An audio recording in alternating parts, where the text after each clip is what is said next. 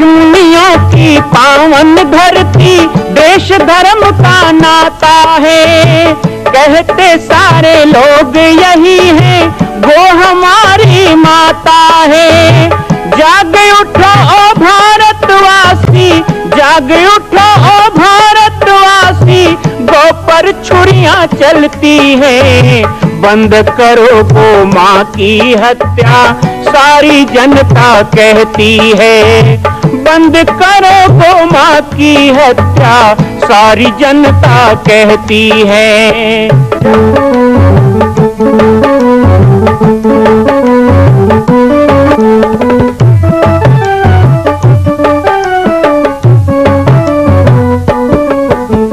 जगह जगह पर बूचड़ खाना, लाखों गौएं कटती हैं।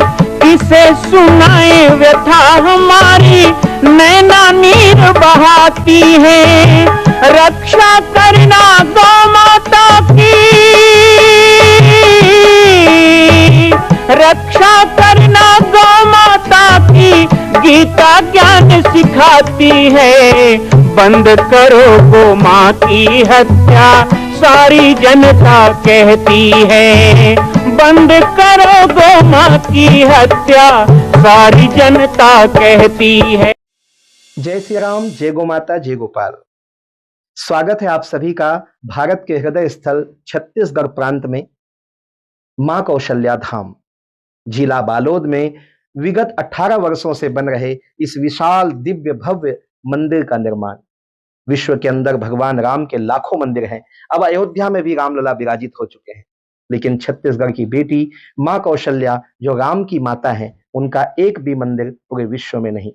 इसीलिए यह विशाल तीर्थ का निर्माण विगत वर्षों से चल रहा है बालोद जिला छत्तीसगढ़ में। 25 करोड़ की लागत से बनने वाला 108 फीट ऊंचा, 65 फीट चौड़ाई और 136 फीट लंबाई का राजस्थान के ठोस पत्थरों से बनने वाला यह मंदिर हजारों वर्ष तक भारत में 5वें धाम कौशल्या धाम के रूप में स्थापित रहेगा। 3 तल के इस मंदिर में प्रथम तल पर भगवान शिव, मध्य तल में गोद में रामलला को लेकर स्वर्ण सिंहासन में मां भगवती कौशल्या विराजित होंगी और तीसरे तल पर पंचमुखी हनुमान। इसके अलावा सामाजिक समरसता को समर्पित यह मंदिर सनातन हिंदू धर्म के समस्त देवी देवताओं महापुरुषों की मूर्तियों से सुसज्जित होगा।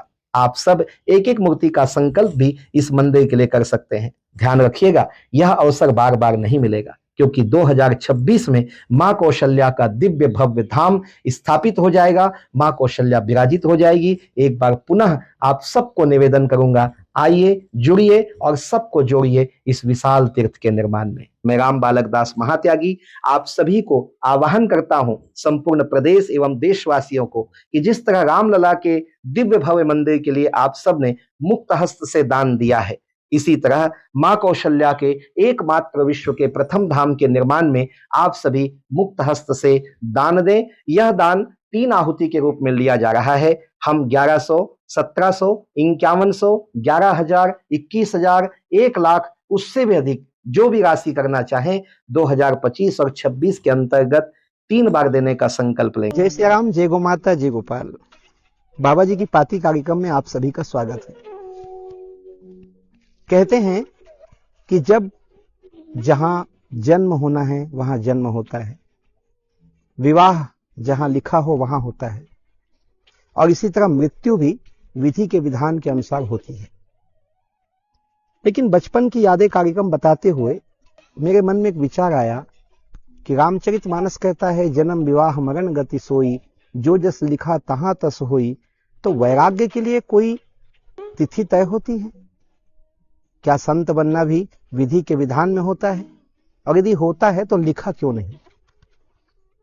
जहां तक संतों के सत्संग में मेरा अनुभव है, वो यही कहता है कि यह विधि के विधान से भी ऊपर है। वैराग्य के लिए किसी विधि के विधान की आवश्यकता नहीं, वो विधि के विधान को मेट करके भी प्राप्त कर लिया जा सकता है।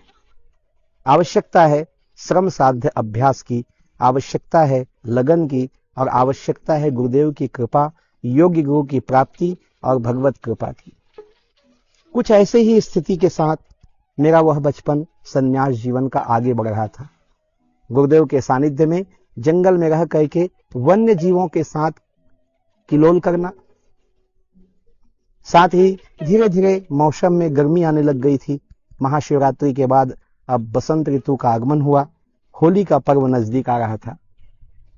गांव के छोटे छोटे बच्चे कौतूहलवश अब आश्रम आने लगे। जिस बिहड़ जंगल में अकेले दुकेले बच्चे आ नहीं सकते थे, अब वो भी 2-3 की झुंड में आने लगे। उन बच्चों के साथ हम दिन भर खेलते। गुरुदेव धीरे धीरे मुझे पूजा पाठ की बारीकियां भी समझा रहे थे। मेरे हाथों में रामपटल नामक पुस्तक दी गई और कैसे ठाकुर जी के षोडशोपचार पूजन किया जाता है ये मुझे बताया जाने लगा। मैं अपनी दिनचर्या से बहुत प्रसन्न था। मुझे ऐसा लगता था कि इस जीवन से बढ़कर और कौन सा जीवन हो सकता है। क्या संत जीवन इतना सुंदर होता है? मनोरम जंगल में बहुत प्रकार के पशु पक्षियों के साथ, अब तो सामान्य दिनचर्या में भी सांप बिच्छुओं के साथ उठना बैठना और उनको देखते रहना ये शामिल हो चुका था। रंग बिरंगे चिड़िया, उनका अच्छे अच्छे स्वरों में कलरव करना। इसके साथ जब हम नर्मदा कुंड की ओर जाते तो उधर बहुत से जीव जंतु पानी पीने आते, जिसमें खरगोश होते, कई मोर भी आकर के वहां नाचते और उनको हम देखते थे। इन सब के साथ दोस्ती भी होने लगी तो इनके नाम भी रखे जाने लगे। कुछ बंदर मुझे रोज दिखते थे तो उनके मैंने नाम भी रखे थे। गायों का नाम तो रखा जाता है, बंदरों का नाम भी जंगल में हमने रखा। और कुछ ऐसे भी थे जो प्रतिदिन दिखाई देते थे और कुछ ऐसे थे जो कभी कभी दिखाई देते थे। मेरे जीवन में इसी बीच में एक और दुर्लभ दर्शन लिखा हुआ था जो मुझे प्राप्त हुआ, आपको बताऊंगा। एक दिन दोपहर के समय, प्राय दोपहर को भोजन प्रसाद लेने के बाद मेरा बहुत पसंदीदा कार्य होता था गाय के लिए पत्तल सीलना। कुछ जंगल के पत्तों से मैं पतरी बनाना सीख रहा था, क्योंकि जो गंगा नाम की गाय थी उसे रोज भोजन देते थे तो वो थाली में भोजन देने से फैला देती थी। तो मैंने कहा पत्तल में हम खिलाएंगे तो पत्तल के साथ वो खा जाएगी। तो मैं पत्तल सीलने के लिए नीचे बगीचा में गया। नीचे बगीचा अर्थात अभी जहां पर विश्राम गृह वगैरह बन गए हैं और जब मेला में जहां भंडारा होता है, वो छोटा सा बगीचा गुरुदेव के द्वारा बनाया गया था, जिसमें कटहल, नींबू, आम ये सब लगे हुए थे। लेकिन वहां तक जाने के लिए अर्थात कुआं तक जाने के लिए बीच में हमें एक घनघोर जंगल पार करना पड़ता था। आश्रम और कुआं के बीच में एक जंगल हुआ करता था उस समय, जिसमें बड़े ही हिंसक जानवर भी छुपे रहते थे। तो मैं उस जंगल से पार करके और कुएं के पास पहुंचा। कुएं के बगल में ही महुआ का पेड़ था। मैं कुछ पत्तियां वहां चढ़ करके तोड़ने लगा। छोटा था तो पेड़ों में चढ़ भी जाता था। पत्ती तोड़ करके जैसे ही मैं नीचे उतरा, अचानक बहुत तेज आवाज हुई। ऐसा लगा कोई चीज बगीचे में गिर गया। मैंने इधर उधर नजरें दौड़ाई, है क्या? शेर है, चीता है, क्या है? तो अचानक जो मैंने दृश्य देखा, मैं अवाक रह गया। जो हम सुनते हैं रामायण में, जटायु, संपाति, ऐसा एक भयानक गीध वहां पर गिरा हुआ था, सफेद रंग का। उसका आकार यदि देखा जाए तो पूरे जो बैल होते हैं गांव में, बैलगाड़ी में जूतने वाले बैल के साइज का वो गीध था जो वहां पर गिरा हुआ था। मैं दौड़ के गया, गुरुदेव को बताया। गुरुदेव ने कहा वो प्यासा होगा, उसे पानी चाहिए होगा। एक भरी बाल्टी में उसे पानी दिया गया, वो उसने पानी पिया। रात भर वो वहीं रहा और सुबह भी थोड़ी देर तक हमने उसको देखा। उसके बाद बड़े बड़े पंख उसने फैलाए और वो चला गया। संभवतः वो प्यास के कारण गिर गया था। लेकिन ये जीवन में पहली बार ही हुआ और आखिरी बार हुआ। मैंने उसके बाद कभी इतना बड़ा गीध नहीं देखा। वो पक्षी आज ही थे कोई जो दर्शन देने के लिए आए थे। गुरुदेव कहते थे कि आपके जीवन में ये सब स्मरणीय पल है, इसको याद में रखना। इसी बीच में एक दिन पहली बार मुझे नरसिंहनाथ के दर्शन हुए, अर्थात शेर का दर्शन मैंने किया। शेर जो है वो वहां आते बहुत कम थे। सोन चीता जो होता है, कभी कभी गर्मी के दिन में पानी पीने आते थे। अभी जो नीचे में डैम बन गया है वो उस समय नहीं बना था। तो पूरे जंगल में पानी का जगह एक ही था और वो जो नर्मदा जी का हम कुंड कहते थे, बहता हुआ स्रोत, वो। तो गुरुदेव धुनी में बैठे हुए थे और 3-4 बजे का समय था और मैं बंदरों को इधर उधर दौड़ाते रहता था। ऐसे ही मैं बंदरों को दौड़ाने गया। अचानक मैंने देखा कि पेड़ों में जो दीमक मिट्टी चढ़ा के रखता है वो गिरने लगा अपने आप। मैंने 2-4 पेड़ों में देखा ये ऐसा कंपन सा क्यों हो रहा है, ये पेड़ों से मिट्टी कैसे गिर रहा है नीचे। उसके बाद हवा में सरसराहट हुई एक दिशा से और बड़े बड़े पत्थर उड़ करके गिरने लगे। तो मैंने कहा ये क्या हो रहा है। उसके बाद बंदरों ने कुछ अजीब तरह की आवाज निकाली और सब छुप गए। बंदर ऐसे छुप गए जैसे एक भी बंदर यहां नहीं है। उनके श्वास चलने की आवाज भी नहीं आ रही थी। ऐसा लगता था जंगल में मैं केवल अकेला हूं। हाँ, पेड़ों में रहने वाली चिड़िया बड़े जोर जोर से चहकने लगी। तो ये सारे लक्षण होते हैं जंगल के राजा के आगमन का। ये तो मुझे बाद में रामाधीन बाबा ने बताया, पर मैंने ये सब देखा। और उसके बाद पेड़ के झुरमुट से तेज आवाज हुई, गुर्राने की आवाज हुई। मैं तो ऐसे भागा, बहुत तेजी से भागा, और जैसे आश्रम का सामने बरामदा जैसा था वहां पे खड़ा हुआ तो मैंने पहली बार सिंहराज को आके पानी पीते देखा कुंड में। उस समय मुझे एहसास नहीं था कि इनके साथ तो मुझे कई रात गुजारना होगा।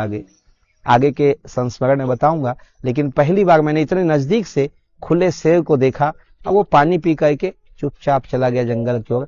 आने के समय जितना आहट हुआ था, जाने के समय पता ही नहीं चला वो कहां जाके गायब हुआ। वन्य जीवों में कभी कभी जंगली भालू के दर्शन, जब हम पाटेश्वर जाते तो पाटेश्वर और झंडी पहाड़ी के बीच में जो बराबर जगह है, और झंडी पहाड़ी जो कहते हैं वो कई लोग, आप लोग जामरी पाट गए होंगे, उससे भी और ऊपर 2 पहाड़ी जाना पड़ता है। तब एक झंडी पहाड़ी है, वहां पर एक पेड़ था सागौन का, उसकी पूरी डाल काट दी जाती थी, ऊपर के कुछ पत्ते बच जाते थे, तो वो झंडे की तरह पूरे इलाके से दिखाई देता था। वहां बहुत बड़ा चट्टान है, उसके नीचे शेर की गुफा भी है। तो वो झंडी पहाड़ी जब मैं गया तो वहां पर 1-2 बार मुझे भालू भी दिखाई दिए।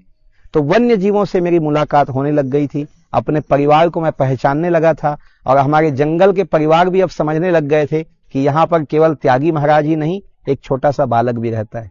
ये हमारे परिचय का दौर था।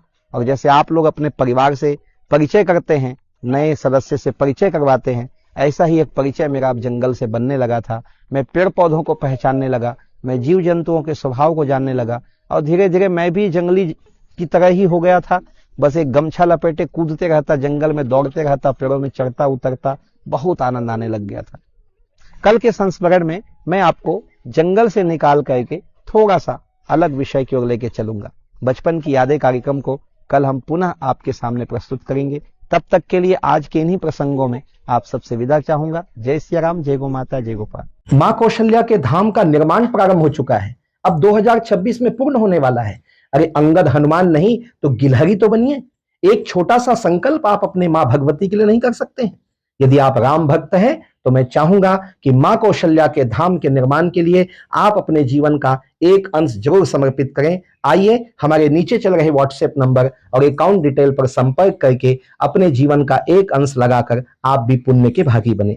मैं राम बालक दास महात्यागी, मां कौशल्या धाम, जिला बालोद, छत्तीसगढ़ से। मां कौशल्या की पावन जन्मभूमि छत्तीसगढ़ प्रांत में बालोद जिला में स्थित है श्री सर्वसिद्ध शक्तिपीठ जामड़ी पाटेश्वर धाम।